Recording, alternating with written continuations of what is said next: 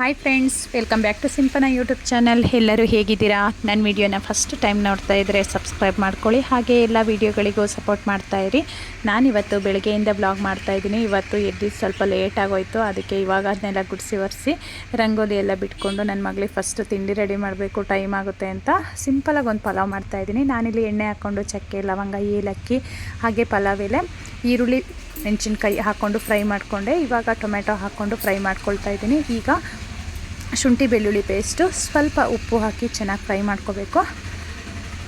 ಅದು ಚೆನ್ನಾಗಿ ಫ್ರೈ ಆದಮೇಲೆ ಈಗ ಪುದೀನ ಸೊಪ್ಪು ಹಾಗೆ ಕೊತ್ತಂಬರಿ ಸೊಪ್ಪು ಹಾಗೆ ಸ್ವಲ್ಪ ಕಸ್ತೂರಿ ಮೇಥಿ ಹಾಕ್ಕೊಂಡು ಫ್ರೈ ಮಾಡಿಕೊಂಡು ಏನು ಹೆಚ್ಚಿಟ್ಕೊಂಡಿದ್ದೆ ಅಲ್ವಾ ಅದನ್ನು ತರಕಾರಿ ಹಾಕ್ಕೊಂಡು ಫ್ರೈ ಮಾಡ್ಕೊಳ್ತಾ ಇದ್ದೀನಿ. ಫ್ರೈ ಆದಮೇಲೆ ನಾನಿಲ್ಲಿ 2 ಲೋಟದಷ್ಟು ಅಕ್ಕಿ ತೊಗೊಂಡಿದ್ದೀನಿ. 2 ಲೋಟ ಅಕ್ಕಿಗೆ 4 ಲೋಟದಷ್ಟು ನೀರು ಹಾಕ್ಕೊಂಡು ಮಿಕ್ಸ್ ಮಾಡಿಕೊಂಡು ಇವಾಗ ಸ್ವಲ್ಪ ಖಾರ ಪುಡಿ ಹಾಕ್ಕೊಂಡೆ. ನಾನು ಖಾರ ಬೇಕಾದರೂ ಖಾರ ಹಾಕ್ಕೊಳ್ಳಿ. ಸಿಂಪಲಾಗಿ ನಾನು ಏನು ಮಸಾಲ ಹಾಕ್ತಾನೆ ರುಬ್ದೇ ಸಿಂಪಲಾಗಿ ಮಾಡ್ತಾಯಿದ್ದೀನಿ. ಟೇಸ್ಟು ತುಂಬ ಚೆನ್ನಾಗಿರುತ್ತೆ. ಈ ಥರ ಒಂದ್ಸಲ ಮಾಡಿ ನೋಡಿ. ಹಾಗೆ ನಾನಿವತ್ತು ಕಳ್ಸೋಕ್ಕಿಟ್ಟಿದ್ದು ಒಂದು ಕಾಯಿ ಇತ್ತು, ಆ ಕಾಯಿಲಿ ಸ್ವಲ್ಪ ಕಾಯಿ ಕಡುಬು ಮಾಡೋಣ ಅಂತ ಅಂದ್ಕೊಂಡು ಮಾಡ್ತಾಯಿದ್ದೀನಿ. ನಾನಿಲ್ಲಿ 8 ಅವರ್ಸ್ ರಾತ್ರಿನೇ ನೆನೆಸಿಟ್ಕೊಂಡಿದ್ದೆ ಅಕ್ಕಿನ. 8 ಅವರ್ಸ್ ನೆನೆಬೇಕು.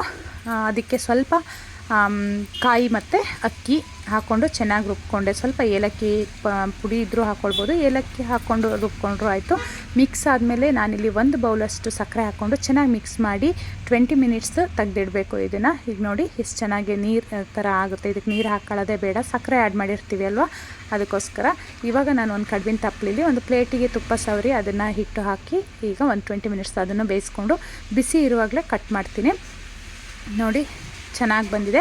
ಒಂದ್ಸಲಿ ಟ್ರೈ ಮಾಡಿ. ನಾವು ಏನು ಮಾಡೋದು, ಕಾಯಿ ಉಳಿದಿದೆ ಅಂತ ಅಂದ್ಕೊಂಡ್ರೆ ಈ ಥರ ಒಂದು ಸಿಂಪಲಾಗಿ ಒಂದು ಕಾಯಿ ಕಡುಬು ಮಾಡ್ಬೋದು.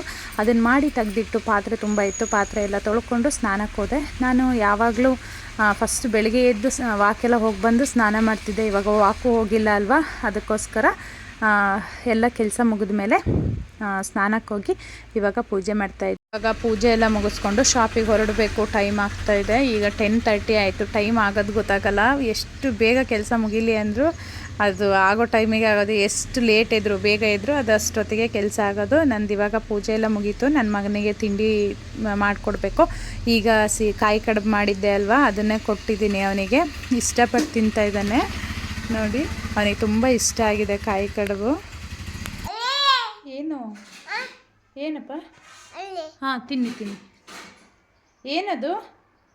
ನೀವೇನು ತಿಂತಿದ್ದೀರಾ? ಏನು ತಿಂತಿರೋದು ಮಗನೇ? ಚೆನ್ನಾಗಿದೆಯಾ? ಏನು ತಿಂಡಿ? ತಿಂಡಿ ಏನು ಹೇಳು, ತೋರಿಸ್ತೀನಿ, ಹೇಳು. ತಿಂಡಿ ಏನು?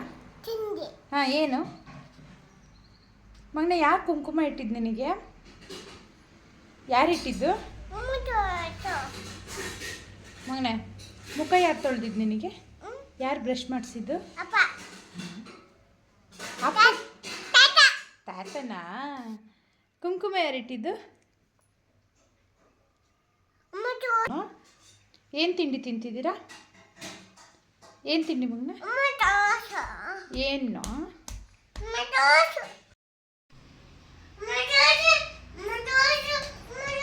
ಫ್ರೆಂಡ್ಸ್, ಈಗ ಶಾಪಿಗೆ ಹೊರಟಿದ್ದೀನಿ. ಕೂದಲು ಥಂಡಿ ಇದೆ, ಅದಕ್ಕೋಸ್ಕರ ಹಾಗೆ ಕ್ಲಿಪ್ ಹಾಕ್ಕೊಂಡಿದ್ದೀನಿ. ನನ್ನ ಮಗನಿಗೆ ಈಗ ತಾತ ಇದ್ದಾರಲ್ವ, ಅವ್ರ ಜೊತೆ ಬಿಟ್ಟು ಹೋಗೋದು. ಈಗ ನಾನು ನಮ್ಮ ಮನೆಯವ್ರು ಬರ್ತಾರೆ, ಅವ್ರ ಜೊತೆ ಹೊರಡ್ತೀನಿ. ಹಾಗೆ ನೋಡಿ, ಇಲ್ಲಿ ಒಳಗಡೆ ಇದ್ದಾನೆ. ಅವ್ರ ಅಣ್ಣನ ಜೊತೆ ಆ ಕಡೆ ಅವ್ರ ಮನೆಗೆ ಕರ್ಕೊಂಡೋಗು ಅಂತ ಹೇಳಿ ಕಳಿಸ್ತಾ ಇದ್ದೀನಿ. ಇಲ್ಲಾಂದರೆ ಹಠ ಮಾಡ್ತಾನೆ. ಇವ್ರು ನಮ್ಮ ಪಕ್ಕದ ಮನೆಯವನು.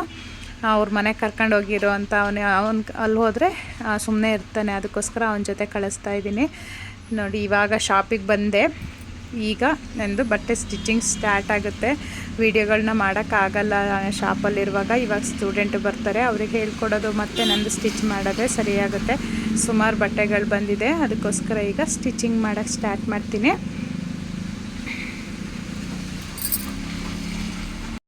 ಫ್ರೆಂಡ್ಸ್, ಇವಾಗ ಸ್ಟಿಚಿಂಗ್ ಎಲ್ಲ ಮುಗಿಸಿದ್ದೀನಿ. ಇವಾಗ ನಾನು ಮನೆಗೆ ಹೊರಡ್ತೀನಿ. ಮಧ್ಯಾಹ್ನ ಆಯಿತು. ನನ್ನ ಮಕ್ಳು ಏನು ಮಾಡ್ತಿದ್ದಾವೆ ಅಂತ ನೋಡ್ತೀನಿ.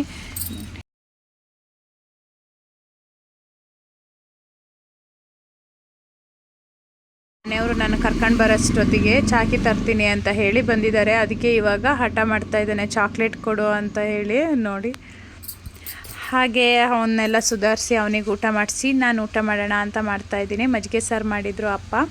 ಅದನ್ನೇ ಮಜ್ಜಿಗೆ ಸಾರಲ್ಲಿ ಊಟ ಮಾಡಿಕೊಂಡು ಇವಾಗ ನನ್ನ ಮಗನ ಮಲಗ್ಸಕ್ಕೆ ಬಂದೆ. ನೋಡಿ ಮಲಗ್ತಾ ಇದ್ದಾನೆ, ಕಣ್ಣು ಮುಚ್ಕೋ ಗುಮ್ಮ ಬರುತ್ತೆ ಅಂದರೆ ಅವನೇ ಮಲ್ಕೊಬಿಡ್ತಾನೆ ಫ್ರೆಂಡ್ಸ್. ಹಾಗೆ ಈಗ ಒಬ್ಬರು ಲಕ್ಷ್ಮೀ ಪೂಜೆಗೆ ಕರೆದಿದ್ರು, ಇವತ್ತು ಶುಕ್ರವಾರ ಅಲ್ವಾ, ಅದಕ್ಕೋಸ್ಕರ ಲಕ್ಷ್ಮೀ ಪೂಜೆಗೆ ಕರೆದಿದ್ರು, ಅದಕ್ಕೋಸ್ಕರ ಲಕ್ಷ್ಮೀ ಪೂಜೆಗೆ ಹೋಗಿ ಬರೋಣ ಅಂತ ಹೊರಡ್ತಾ ಇದ್ದೀನಿ. 3 o'clock ಬನ್ನಿ ಅಂತ ಹೇಳಿದರು.